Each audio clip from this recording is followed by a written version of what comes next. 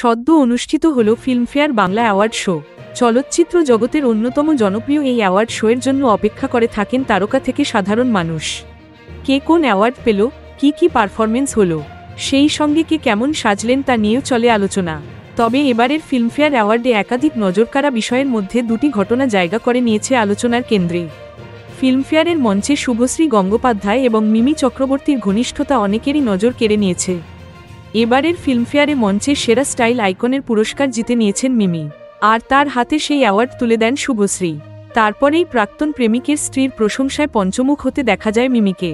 তিনি জানান, স্টাইলের দিক দিয়ে তিনি শুভশ্রীর অনুরাগী, কারণ বাংলা ইন্ডাস্ট্রিতে তিনি প্রথম জিরো ফিগারের ট্রেন্ড শুরু করেন।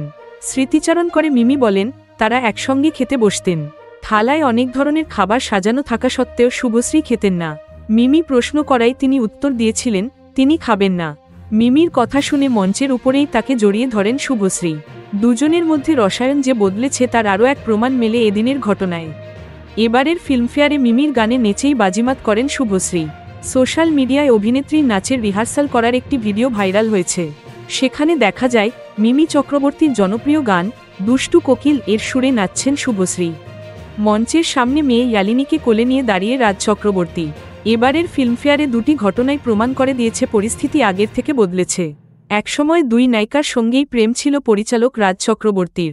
পরে যদিও শুভশ্রীকেই শুভাশ্রী গাঙ্গুলি জীবনসঙ্গিনী হিসেবে বেছে নেন তিনি। কিন্তু একসময় দুই অভিনেত্রীর মধ্যে রসায়ন তেমন ভালো ছিল না, যদিও পরবর্তীতে তা বদলায়।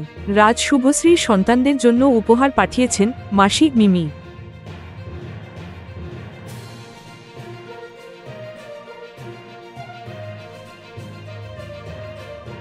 Thank you so much for watching our videos.